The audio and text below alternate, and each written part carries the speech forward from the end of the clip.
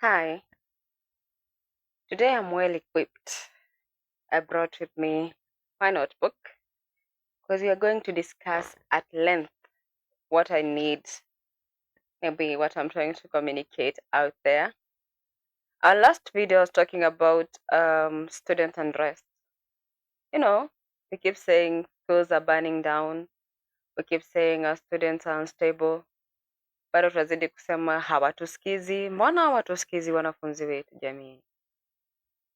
Ni nini hicho ambacho kimewafanya wakuwe so riled up hawawezi tusikiza sisi?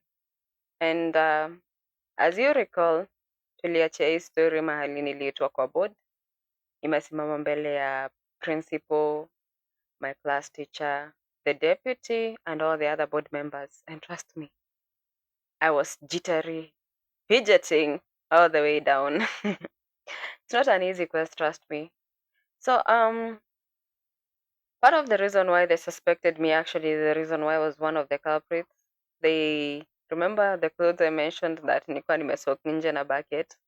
Apparently that's an issue. You're not supposed to be soaking clothes outside. They said I was a culprit because it means the reason why nguo zangu hazikuungua in the mkasa wa moto ni kwa sababu I knew beforehand. I was aware, I was privy to the plans that were being made. I was privy the day before, the few hours before it burnt down. So that's the reason why I was among the people who were suspected, because given that they didn't find me being guilty of my previous occasions, and trust me, once umepatikana na kesi on a school premise, you always be guilty according to our laws. And you see, the issue is vile tunajua sheria ya Kenya ni ati inafaa kuwa innocent until proven guilty, but sometimes that doesn't stand. Not even sometimes, it never stands. In Kenya, that works different. As it is on paper, is different when it comes to our reality.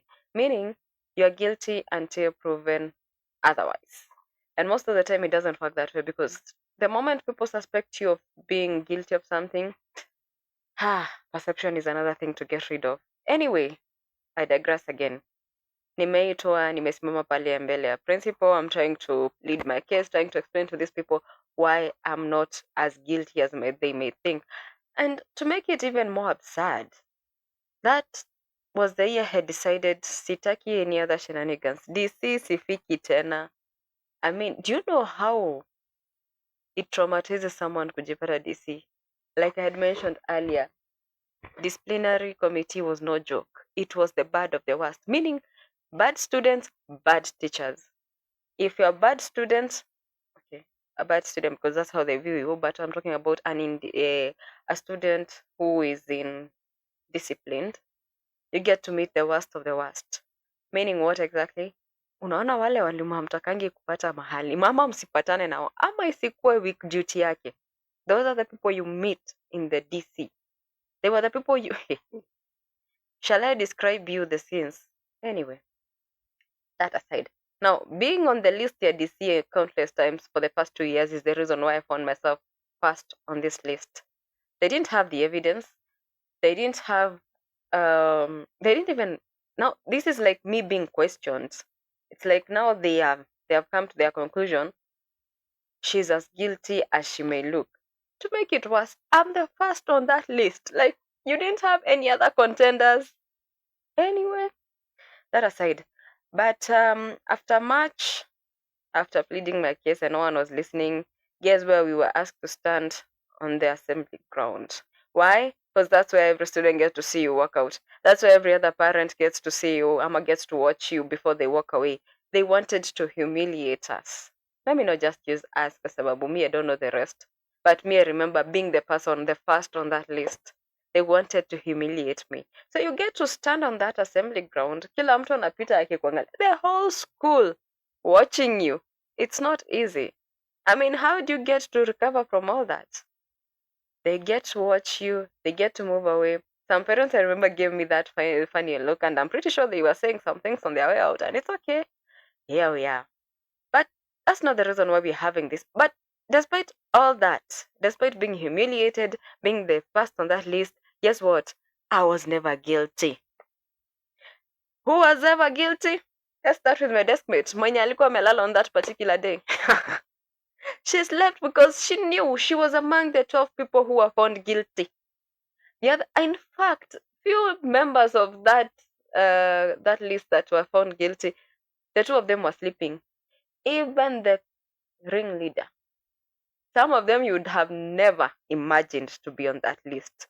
Kulikuwa na wakubeba kiberiti, kulikuwa na wakuwasha, kulikuwa na wakuhakikisha hii imekaa for some. Hey.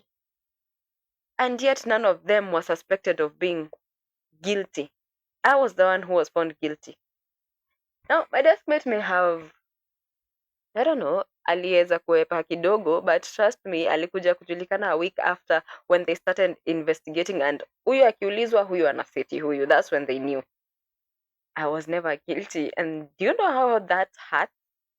Do you think the school will ever apologize to you and tell you that they were wrong?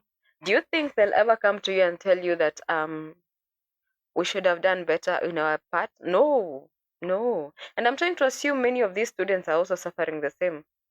I know this too well because when that fire happened, I wasn't just a victim. I wasn't just a victim of that fire. I became a victim of a scapegoat. I'm a Twitter scapegoating. Yeah, 9 years and we're still trying to heal out of that. I may have done my fair part of my crimes while at school, but kuna vitu zingine haki without evidence. When you victimize someone, it's not easy for them to heal out of their traumas. But let's talk about the reason why we have these school unrest, ama we have these fire breakouts all over our schools today, given that these students are supposed to be okay in school. These students are supposed to be having their, they're supposed to be in school, in session. Sahi tunaelekea KCSE period. Why are they not working hard to concentrate on getting ama passing the exams? Why are they busy trying to vandalize everything? I mean, do you imagine what it takes for someone to just wake up and decide, sasa sitaki kuishi hapa. This is a place where they sleep, this is a place where they get to eat, this is their safe space, and they just decide, sitaki kuiona hapa, I want to burn it down. Why are they burning it down? You don't just wake up and decide you want to burn it down. Let's talk about pressure. Pressure. In our case, we kind of felt like we weren't being listened to. Hatukuwa tunasikizwa totally. And why are we saying that? Because we used to even compare ourselves to the fellow class. They used to have a good class teacher. We didn't like her, that is one, but they liked her. Why? She listened to them. We also wanted a class teacher who listened, who paid attention to us, to what we are saying, to our pain, to what we are bringing forth. But if no one is listening, do you know how that goes? Let's go back to my notes, the notebook I brought. When there is pressure from teachers, parents, or the system itself that only values grades and not the human being behind them, trust me, things can get ugly.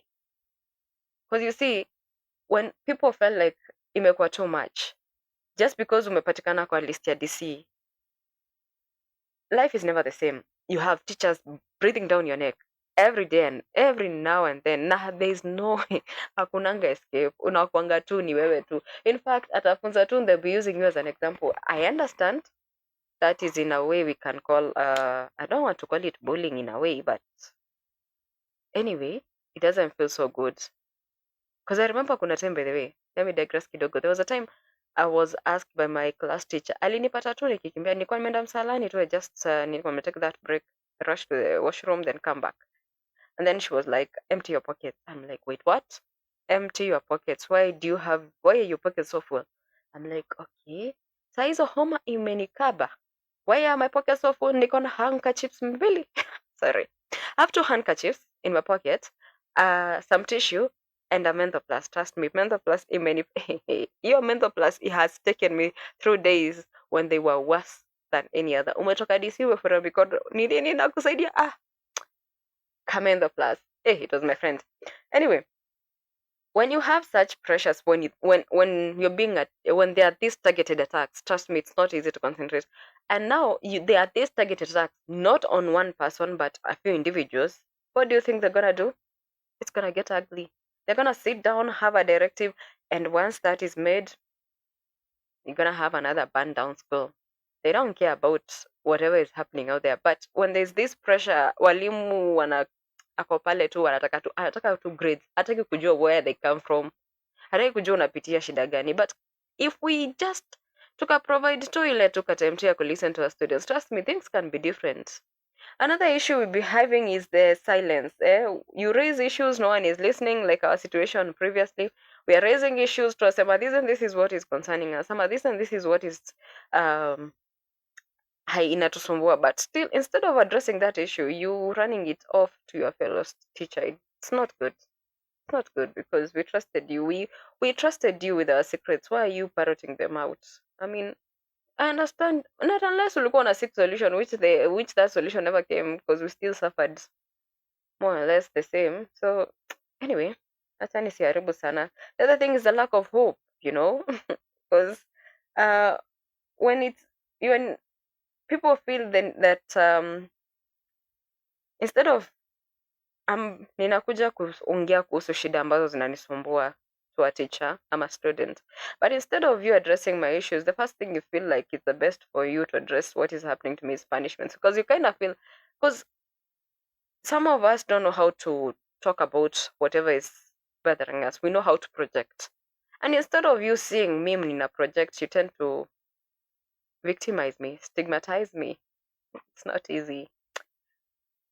That aside, can we just agree that had there been a better communication, yeah, tungekuwa na better communication where via student council, some better reporting, safe reporting systems, maybe some of these issues zinaweza pungua in our schools. Have we considered that?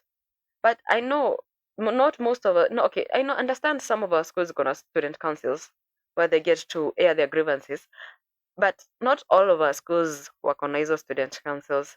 I believe some of our students are suffering in quiet because they've been framed, or not just framed by their fellow students, but some of these teachers ama higher bodies feel like some of these students don't deserve to be in this schools. They don't deserve to be having this opportunity. I'm not pointing fingers. I'm simply saying, can we just have better channels in which we can air our grievances? Still on that point, can we air our grievances in the best way possible? I mean, come on. I understand some of us vent our anger better by fighting and burning, but kuna mahali pa kufanya hizo vitu zote, just not on our schools. Please, please. There's also fair investigations. Can we just, before we accuse anyone, let us not jump into conclusion, to investigate tu kidogo, ndo tusikuwa na hizi situations where people are just, I mean, it's been 9 years na bado nina struggle how to articulate this story to you guys. Do you know how hard it is to hear from that? I'm still healing. Imagine other students when you wanna suffer from all this just because no one paid attention ama no one listened to them. Me, I'm good enough ama I'm fair enough, at least walisikiza, walijaribu. Okay. Before I was accused, walijaribu. It took them 2 weeks to discover the whole plot. And that 2 weeks namaanisha 2 weeks when we came back after 3 weeks that they tulienda tukaspend nyumbani. So it took them a total of 5 weeks for them to discover everyone who was involved. Now you can imagine if they didn't, if it was that school when they don't spend a lot of time investigating, the moment you're found guilty ama they suspect you're guilty, you're just suspended ama you're expelled. Expulsion. The good thing is that our principal had never believed in expulsion. She kind of felt that people deserved a second chance, and that's why tulikuwa na DC. Na that's why ungepata tu mtu ungekuwa, mimi naona ni survive six DCs without being expelled. I cannot imagine the worst that could have come out of that. She just believed that people deserved a second chance. But just because she believed people deserved a second chance doesn't mean that our lives were any better. Because we went through. Anyway, that aside, tutaongea kuhusu hiyo. And then the other thing should be, can we teach emotional intelligence, not just academics? I mean, ebu imagine tungekuwa tukifunza this emotional intelligence. No, vile tunafunzanga maths na science. It's destructive, but at the end of it all, we still solve these issues, we still get the solution. But before we accuse these people, can we tukue serious, tuko ile tu tuna investigate like no one's business. Tuko FBI's ourselves, tuna investigate, wataka kujua kwa nini huyu alikuwa hapa, na if they were found in this spot, why were they not in this other spot? Like, let's be our own DCIs. It feels nice to at least know when people just just hiyo ka flicker of hope, knowing, unaona ile toka hope kadogo tu ya kujua that people believed in you, that they just gave you the benefit of the doubt without just um judging you and being the jury themselves and deciding your case and all that. Hey, it feels nice. Trust me, it feels nice because when you have people in your corner and you know that people are willing to listen to what you have to say, it feels better and it gets easier for you to articulate whatever you want to say. To our educators, can we investigate with empathy kindly? Kindly. Naelewa ni kugumu. It doesn't get easier with time, but we can at least try, to be empathetic, to put ourselves in the shoes of these students. They are bad, ni sawa, makosa ilifanyika, but wanasemanga hatutupangi mtoto hata akiwa mbaya. I don't know how that works, but anyway, wanasemanga we don't, hatuwatupangi, they're still our kids. So, can we be empathetic, to put ourselves in their shoes? Why are they acting out? Mbona huyu hataki kukaa na yule, ama mbona huyu anashinda kila wakati amekasirika? And even if amekasirika, is there something we can do to ease their anger? I'm not saying you coddle them. I'm simply saying, before we judge so harshly, can we investigate? Can we have the evidence? Can we be empathetic and try to assume? Okay, sorry. Can we be empathetic enough to try and assume that this is my kid? Kama ni yeye alipatikana in this issue, is there a better way we can tunaweza geuza this narrative and make it better? To our students, shule ni mahali unasomea jameni. Don't destroy what belongs to you in the moment of trying to air your grievances. There are better channels to do it, you know. I mean, this is the same school narudi. Trust me, being a student mwenye alihave pay 11,000 shillings just to get back to the same school and you've been studying in 11,000 yenye mzazi hakukuwa na hata ako amejipangia. You can imagine. On top of that, hiyo 11,000 ni school fees peke yake. Hujahesabu the fact that ana have kununua everything from the kutoka zero because mlichomba kila kitu. So unaanza zero mpaka mwisho. It's not easy. It's not easy. Because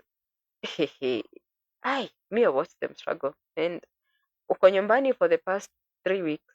Hajui where to go. Hajui whether to admit you ama utakuwa admitted back or not. Hajui. Well, it's not easy.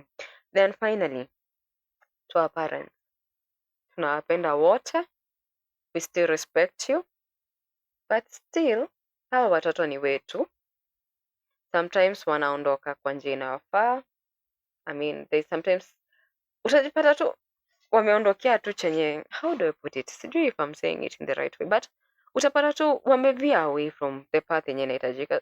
We are crooked, tunaelewa hivyo. Sometimes tunageuka tunakuwa wenye si watoto ambao mnawatambua katika haya maisha, but still tupatie tu nafasi. Sisi bado ni watoto wenu, tunahitaji kurekebishwa, tunahitaji kurekebisha, but tupatie tu support, jaribu kutuelewa tu kama mzazi. I'm happy nimefika mahali nimefika because I was also supported by my parents, because trust me, when my mom heard what happened, because it was after 3 months later after the term had ended, it wasn't it wasn't good. Let me not recount on what transpired, but she wasn't happy. Yes, she wasn't happy. She was bitter. I'm her kid after all. Anyway, it was nice having you around. My name is Angela Maneki, and we finally come to the end of school unrest. Hopefully, you've communicated better. At least tupatia those kids a better chance, ama a better way to air their grievances. Maybe we are not listening enough, and maybe they are talking and we're not paying attention. But maybe next time when this happens, hatutakuwa wa kwanza kusema, oh, huyu aliendesha ng'ombe kama farasi, yule alikuwa busy anapika mayai. They need someone to talk to them, to listen more than talking actually. Wameongeleshwa, wanaongeleshwa kila wakati, trust me. I was a student once. They just need someone to pay attention, to listen to actually what is actually ailing them. Sometimes it's even far much worse than what you think is happening ama chenye inaonekana pale kwa television ama on the social media. So pay attention to our kids. They need us, just like we need them. Bye bye. See you next time. God willing.